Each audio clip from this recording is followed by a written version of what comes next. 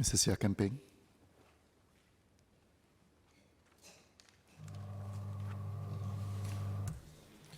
Mr. Speaker, sir, I support Budget 2018. With the recent spike in en bloc activity and the general meteoric rise in asking prices of properties, what is the simplest way to make sure that such gains go towards the majority of Singaporeans, rather than the rich who buy and sell property? How do we ensure that we are able to stretch the value of every budget dollar, every tax dollar, for all Singaporeans to lead better lives? The stamp duty, it is a progressive, simple tax which allows the government to reap about $400 million in tax revenue. This is one such example. And this is a sort of simple socialism which has informed Singapore policy making since our independence, and still does much of the heavy lifting in redistribution of wealth today. Our socialism is captured by one simple phrase, that all of us work together for the well-being of that individual Singaporean who needs help.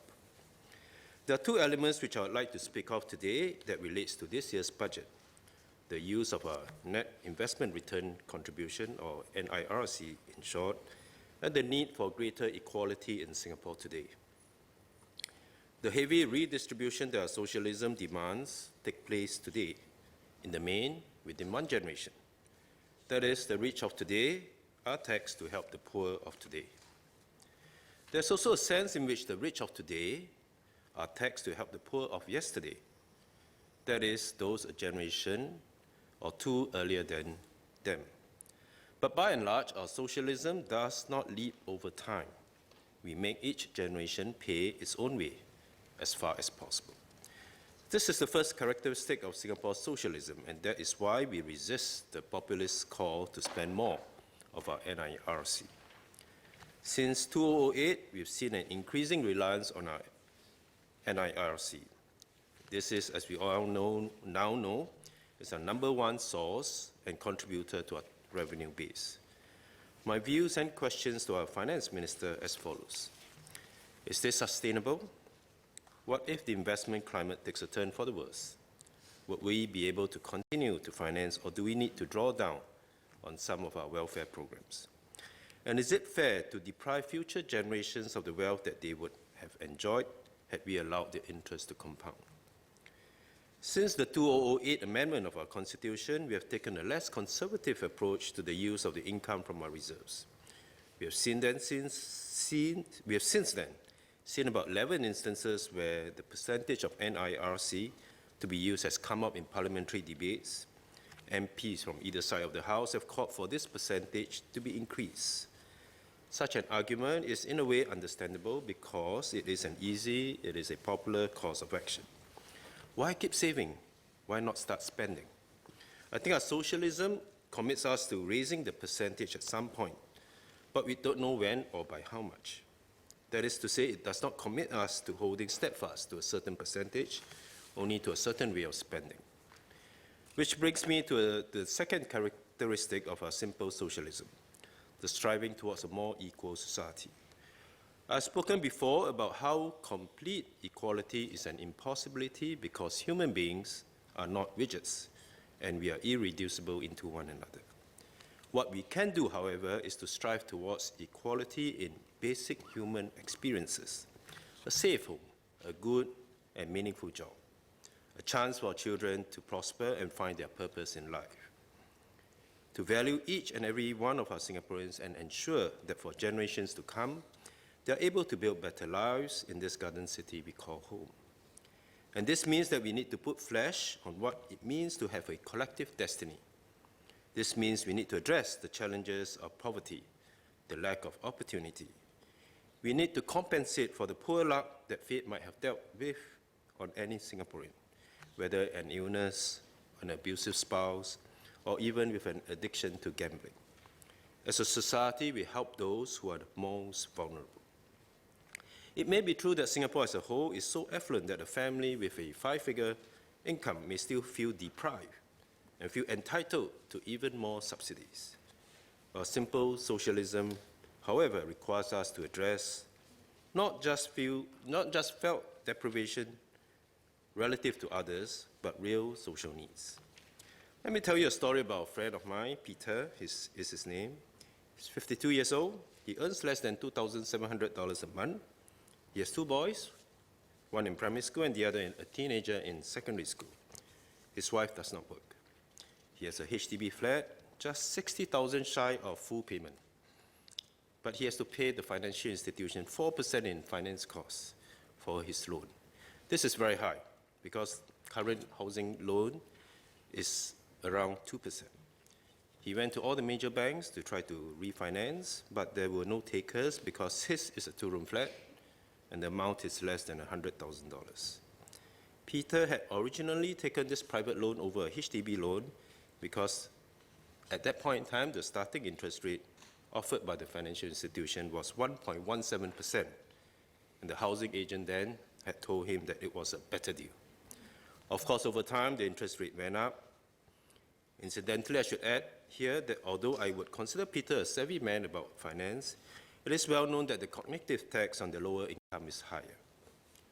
When Peter tried to refinance with HDB, unfortunately, it was not approved. Peter has never taken a loan with HDB, from the HDB, but our current rules are such that if you take a housing loan from a bank, you will not be allowed to refinance your flat with a housing loan from HDB. While I understand the need for some of our policies to follow the principles of efficiency of the market, our commitment to equality demands that we change this rule to bring about greater equality. The financial institution is a commercial profit-making entity, but I think HDB can perhaps take a different goal as its guiding objective. I also understand that one cannot pick and choose, that if you enjoy low interest when the market is flush with capital, you cannot decline when the rate is high. The choice is between stability and perhaps a slightly higher rate of HDB and the ups and downs of the private market. Or is it? There is an easy way to break this false choice. We could, for example, allow a means-tested way to facilitate the shift of private loans back to HDB, especially when their interest rates are so high above HDB rates. To do so does not require us to incur more expenditure. It merely shifts the interest profits from the bank and puts half of this in Peter's pocket and the other half, in a sense, in government. This, of course, may oversimplify the process, and I do oversimplify the process. Of course, this shifting of loans will mean a messier policy implementation. I merely sound this out as a possibility for the ministers here to consider. It is something that will be of great help to some lower-income families, like Peter, struggling to pay their monthly loans they had taken with commercial financial institutions. Second, Peter usually pays $40 a month for his boys' school bus. He also enjoys a few other benefits under the MOE Financial Assistance Scheme, free textbooks, waiver of fees, and 50% subsidy for buses. He's very appreciative and grateful for all this help from government. This year, however, he has to pay $166.50 a month, and he has lost all the other benefits. Why? Because he earned $75 a month, too much last year due to overtime pay. The means test is at $675 per capita a month. Peter came in at $750 a month. He won, but he also lost. Mr. Speaker, sir, this is not a man who has a maid or a car. This is a man who has bought health insurance for both his wife and his sons. In fact, he has planned carefully so that when he is 65, he can count on an endowment policy maturing. Peter has, in a way, has prospered slowly and carefully, but he has also labored under some rules that weigh a bit more heavily on him. He pays more in interest than his rich neighbor. We can change this. He loses benefits by a whisker of overtime pay. We can change this too. This requires a new way, possibly a whole-of-government approach to dealing with such specific instances. There's much that remains to be done in Singapore to make our society more equal. Our simple socialism demands that we make difficult choices.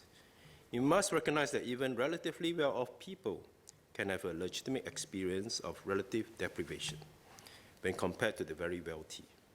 At the same time, we must see the need to allocate resources more urgently to men like Peter.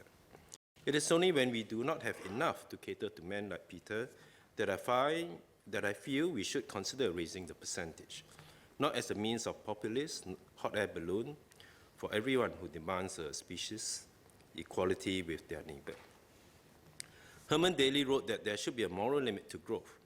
So too should there be a moral limit to the consumptive nature of man. In the 52 years since the founding of Singapore, our socialism has evolved with our welfare net cast a lot wider and deeper than before. This is as it should be, as our resources and wealth have grown over time. At the same time, we must recognize that the net investment return contribution is already called into service to a very large extent. In this, we ought to be more generous to men like Peter and find ever more ways in the name of equality and justice to bring him and his family along with us and ensure his two boys fight for a land they believe in. If we do indeed collectively care for his family, all for one, and value the contributions they have contributed to this country, that in return they will feel that they are Singaporean and work for a collective future. So I support the Budget 2018.